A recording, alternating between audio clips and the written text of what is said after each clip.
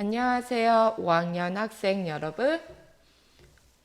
국어 4단원 글쓰기의 과정 첫 번째 시간이에요. 오늘은 교과서 122쪽부터 127쪽까지 공부할 거예요. 모두 국어 교과서와 필기도구 준비했나요? 그럼 오늘도 힘차게 국어 공부 시작해 볼까요? 4단원 글쓰기의 과정이에요.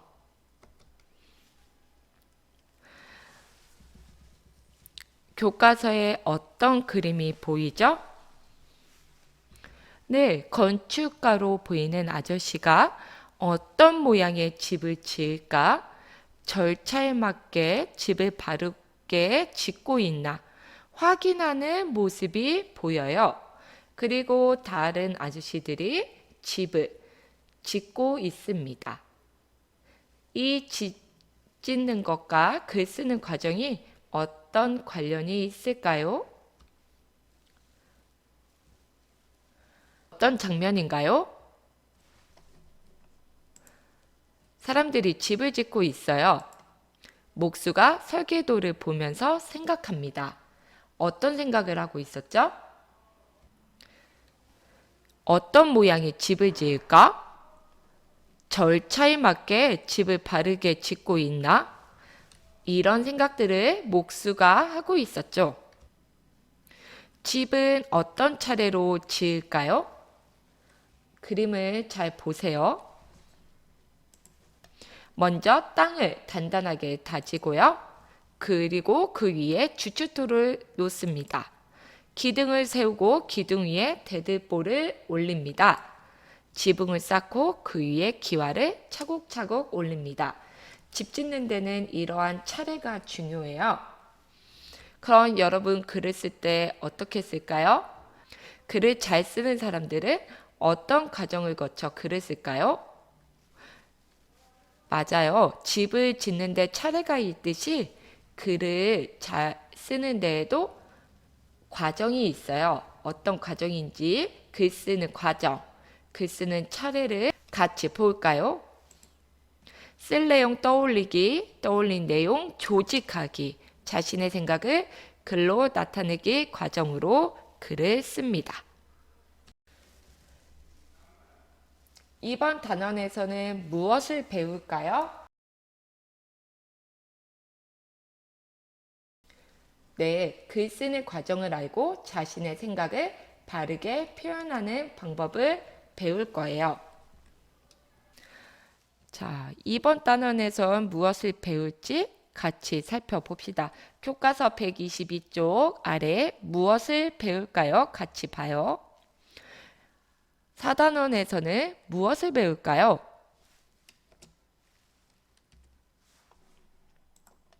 문장을 구성하는 성분 알기, 쓸 내용 떠올리기, 떠올린 내용을 조직하고 글로 나타내기, 호응 관계가 알맞은 문장 쓰기, 자신의 생각을 글로 나타내기에 대해 배울 거예요.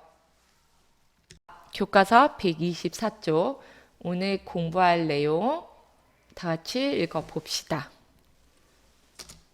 문장을 구성하는 성분 알기. 교과서 124쪽의 1번 다음 문장의 어색한 까닭을 말해보고 뜻이 더 잘 통하도록 고쳐 써봅시다.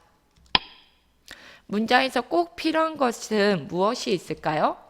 문장을 즉 구성하는 성분에는 무엇이 있을까요? 생각하면서 교과서 124쪽 1번 봅시다. 교과서 124쪽에 그림이 있어요. 한번 그림을 잘 살펴보고 그림 옆에 있는 문장을 봅시다. 그림에서 무엇을 하고 있는 것 같나요? 문장은 뭐라고 쓰여져 있나요? 엄마께 선물을. 문장이 어떤가요? 어색하죠? 두 번째 그림을 볼까요? 무엇을 하는 장면인가요? 그림 옆에 있는 문장을 읽어볼까요? 선수가 잡았습니다. 이 두 문장 어떤가요? 어색한가요? 자연스러운가요? 네, 문장이 어색하죠? 그럼 그림을 같이 한번 살펴봅시다. 엄마께 선물을. 그림을 보면 누가 누구에게 무엇을 주고 있나요? 네, 아이가 선물을 엄마께 뭐 하고 있죠? 드리고 있어요. 그래서 이 그림을 보고 문장을 뜻이 더 잘 통하게 고쳐보면 아이가 엄마께 선물을 드렸습니다. 라고 고칠 수 있겠네요. 그 두 번째 어색한 문장을 자연스럽게 뜻이 잘 통하도록 고쳐볼까요? 선수가 잡았습니다. 그림을 보세요, 여러분. 선수가 무엇을 잡고 있죠? 네, 그 뜻이 더 잘 통하도록 자세하게 적어줘 볼까요? 선수가 공을 잡았습니다. 문장을 구성하는 성분이 한 개라도 빠지며 문장은 어색하고 뜻이 잘 통하지 않게 됩니다. 교과서 124쪽 2번 문장이 되려면 무엇이 꼭 있어야 하는지 알아봅시다. 가나다 세 가지의 그림이 있어요. 그림에 어울리는 문장이 되게 여러분이 빈칸에 알맞은 말을 적어주세요. 우선 가그림부터 살펴볼까요? 어떤 그림이죠? 띱니다. 네, 무엇이 띄고 있나요? 두 번째 그림이에요. 공을 던집니다. 여러분, 누가 공을 던지고 있죠? 빠진 말을 여러분이 한번 그림에 어울리게 그림에 어울리게 여러분이 빠진 말을 적어 보세요.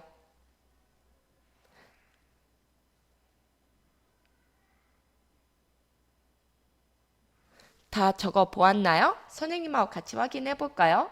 무엇이 띄고 있죠? 그림을 보세요. 네, 토끼가 띱니다. 그럼 두 번째, 누가 공을 던집니까? 네, 학생이 또는 아이가 공을 던집니다. 모두 잘했어요. 교과서 125쪽에 있는 나의 그림을 함께 볼까요? 어떤 그림이죠? 네, 새가 보이고요. 나뭇가지가 있어요. 새가 나뭇가지 위에 앉아 있는 것 같아요. 그럼 우리 문장을 그림에 어울리게 완성해 볼까요? 이것은 무엇이다? 새가 어찌하다? 새가 어떠하다? 한번 그림에 어울리게 문장을 그림에 어울리게 문장을 완성해 보세요. 이것은 새가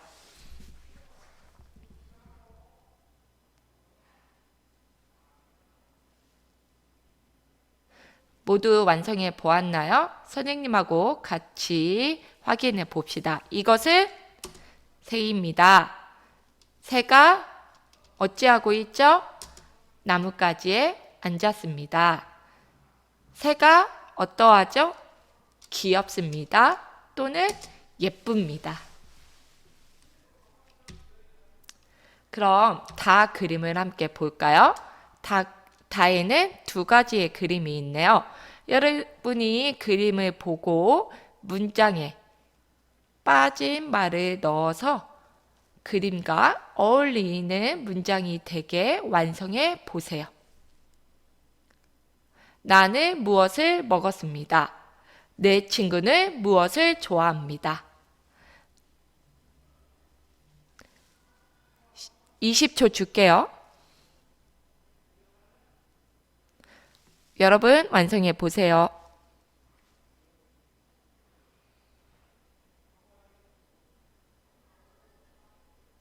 모두 완성해 보았나요? 선생님하고 같이 확인해 볼까요? 나는 음식을 먹었습니다. 나는 밥을 먹었습니다. 내 친구는 무엇을 좋아하는 것 같죠? 네, 강아지를 좋아합니다.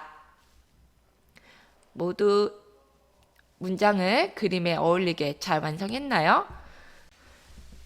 교과서 125쪽 가로 2번 가로 1의 가나다에서 파란색으로 쓰인 부분은 각각 문장에서 어떤 역할을 하나요? 우선 가나다 그림을 살펴보기 전에 책 선생님의 말을 같이 읽어볼까요? 문장에서 동작이나 상태의 주체가 되는 말을 주어라고 하고 주어의 움직임, 상태, 성질 따위를 풀이하는 말을 서술어라고 해요. 그리고 문장에서 동작의 대상이 되는 말을 목적어라고 해요.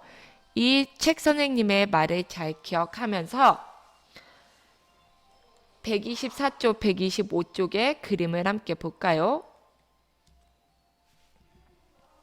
그림카를 먼저 살펴볼까요? 파란색이 쓰인 부분을 읽어봅시다. 파란색이 쓰인 부분을 읽어보면서 문장에서 어떤 역할을 하는지 생각해 봅시다. 무엇이 누가? 이 무엇이 누가는 문장에서 어떤 역할을 하나요? 문장에서 동작이나 상태의 주체가 되는 말이라고 해요. 이 문장에서 동작이나 상태의 주체가 되는 말을 무엇이라고 한다고 했죠?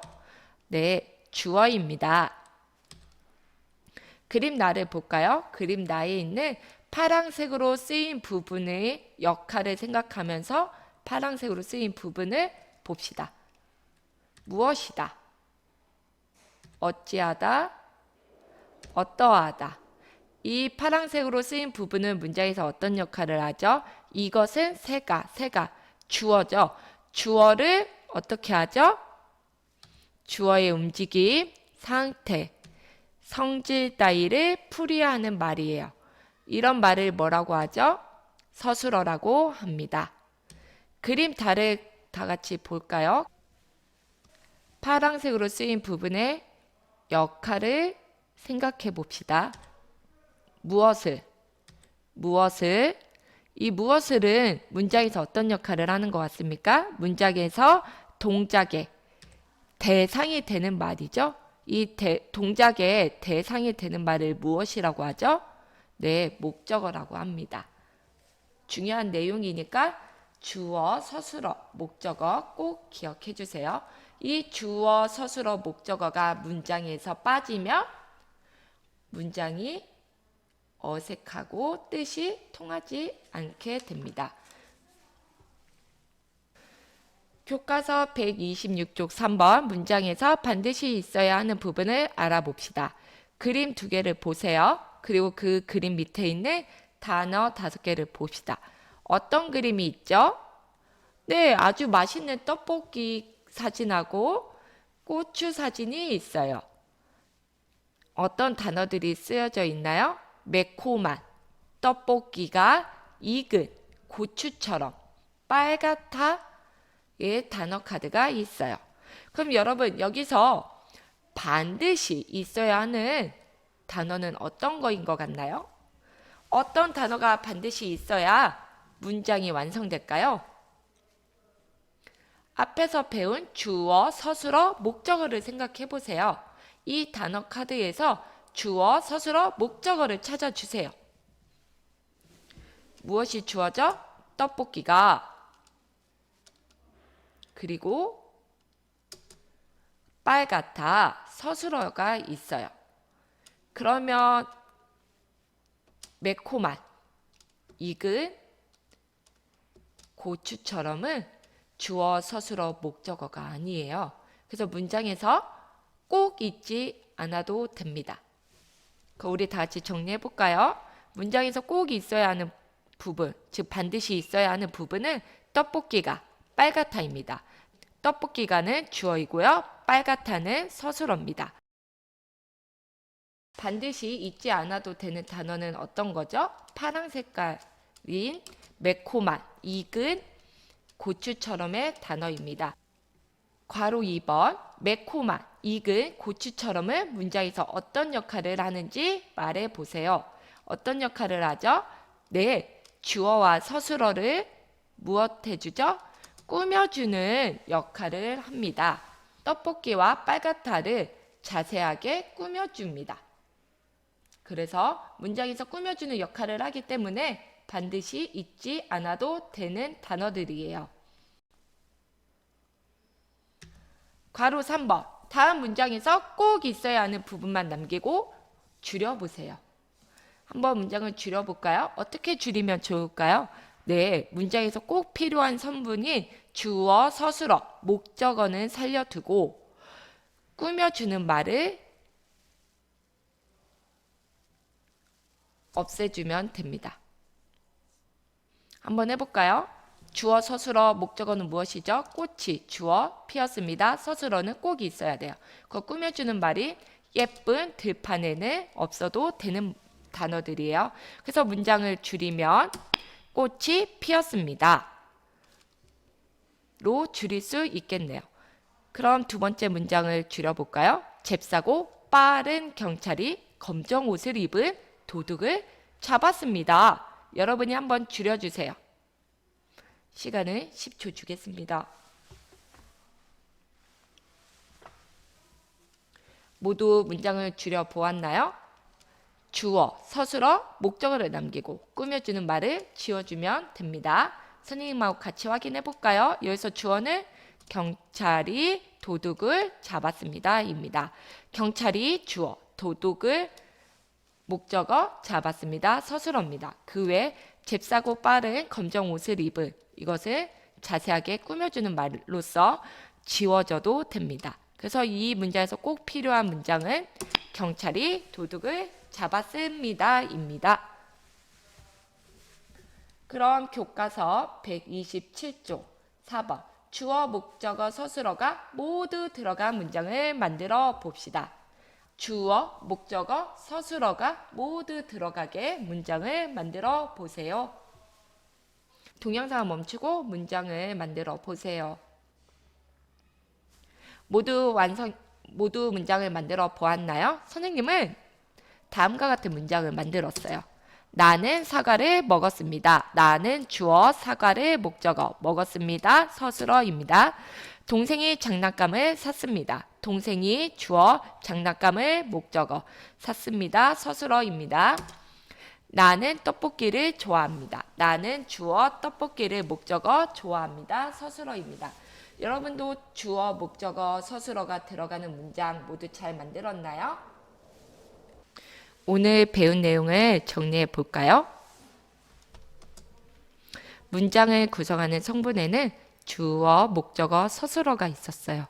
주어는 동작이나 상태, 주체가 되는 말로 누가, 무엇이고요. 목적어는 동작의 대상이 되는 말로 무엇을 이에요. 서술어는 주어의 움직임, 어찌하다, 상태, 어떠하다, 성질, 무엇이다, 따위를 풀이하는 말이에요. 오늘 배운 내용을 교과서 여백이나 배운 노트에 적어주세요. 다음 시간에는 쓸 내용 떠올리기에 대해 공부해 볼 거예요.